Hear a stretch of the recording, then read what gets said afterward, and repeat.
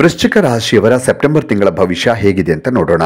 ವೃಶ್ಚಿಕ ರಾಶಿಯವರಿಗೆ ಸೆಪ್ಟೆಂಬರ್ ತಿಂಗಳಲ್ಲಿ ನೋಡಿ, ಕೆಲವು ಸಂದರ್ಭಗಳಲ್ಲಿ ವೃಶ್ಚಿಕ ರಾಶಿಯವರಿಗೆ ಪ್ರಯೋಜನಕಾರಿಯಾಗಿರುತ್ತೆ.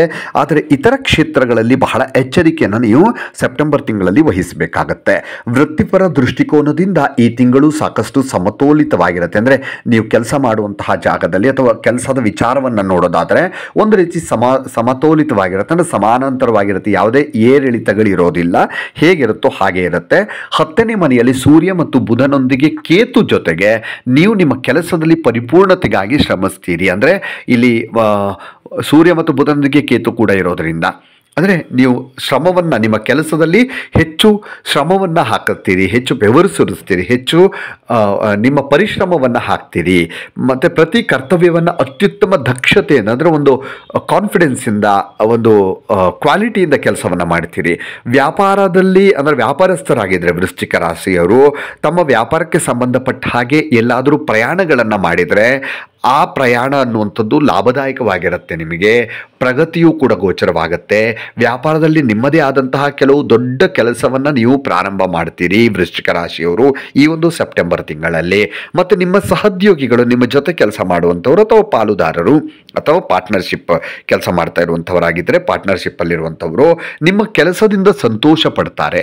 ಕಾರ್ಮಿಕ ವರ್ಗದವರು, ಕಾರ್ಮಿಕವಾಗಿ ವೃಶ್ಚಿಕ ರಾಶಿಯವರು ಕಾರ್ಮಿಕ ವರ್ಗದಲ್ಲಿ ಅಥವಾ ಕೆಲಸವನ್ನು ಮಾಡ್ತಾ ಇದ್ದರೆ ಅಂಥವರು ಪ್ರಗತಿಗೆ ಅವಕಾಶಗಳನ್ನು ಪಡೀತಾರೆ.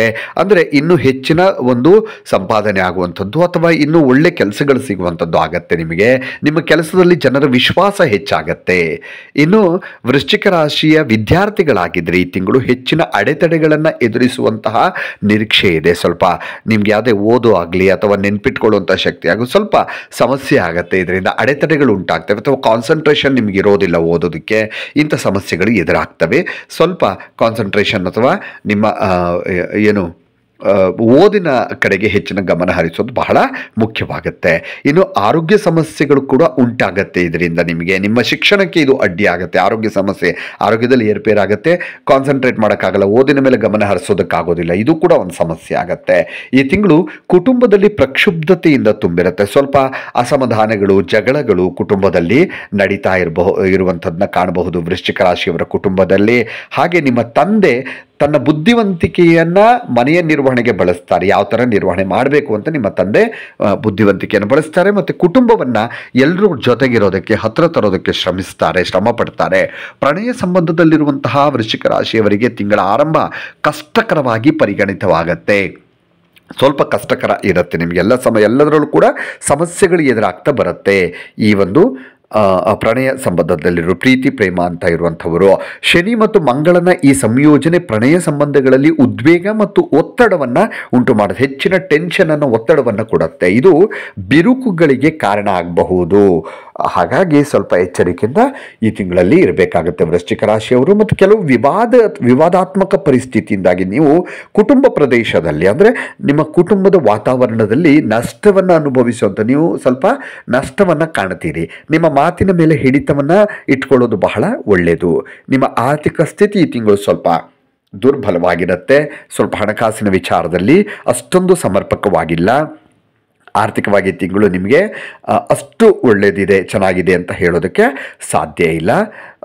ಆದರೆ ದ್ವಿತೀಯಾರ್ಧದಲ್ಲಿ ಸ್ವಲ್ಪ ಹಣಕಾಸಿನ ಸಹಾಯವನ್ನು ನೀವು ಪಡಿತೀರಿ. ಮೊದಲ ಭಾಗದಲ್ಲಿ ಸ್ವಲ್ಪ ಕಷ್ಟ ಅನುಭವಿಸಿದ್ರು. ಸೆಕೆಂಡ್ ಹಾಫಲ್ಲಿ ನೀವು ಯಾರಿಂದಲೂ ಹಣವನ್ನು ಪಡೆಯುವಂಥದ್ದು, ಈ ಕಷ್ಟಗಳಿಗೆ ಸಾಲ ಪಡೆಯುವಂಥದ್ದು, ಆ ಥರ ಸಹಾಯವನ್ನು ಪಡಿತೀರಿ. ಜನರು ನಿಮ್ಮ ನಡವಳಿಕೆಯಿಂದ ಪ್ರಭಾವಿತರಾಗ್ತಾರೆ.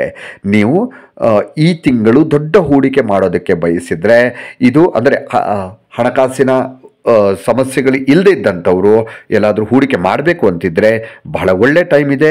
ಆದರೂ ನಿಮಗೆ ಹಣಕಾಸಿನ ಸಮಸ್ಯೆ ಎದುರಾಗುವಂಥದ್ದು ಕಂಡು ಬರ್ತಾ ಇದೆ. ಶೇರ್ ಮಾರ್ಕೆಟಲ್ಲಿ ಕೆಲಸ ಮಾಡುವವರಿಗೆ ಲಾಭ ಸಿಗುತ್ತೆ.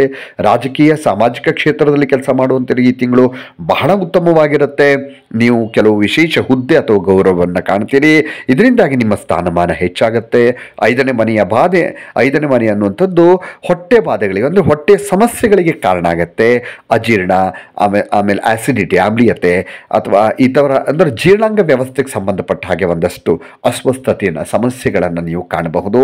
ವಯಸ್ಸಾದವರು ಕುಟುಂಬದ ಸದಸ್ಯರ ಆರೋಗ್ಯ ಕಳವಳವನ್ನು ಉಂಟು ಮಾಡಬಹುದು, ಸ್ವಲ್ಪ ಹೆದರಿಕೆ ಉಂಟು ಮಾಡಬಹುದು, ಆ ರೀತಿ ಪರಿಸ್ಥಿತಿ ಉಂಟಾಗತ್ತೆ. ಆದ್ದರಿಂದ ಅವರ ಯೋಗಕ್ಷೇಮದ ಬಗ್ಗೆ ಹೆಚ್ಚಿನ ಗಮನವನ್ನು ಕೊಡಬೇಕಾಗತ್ತೆ.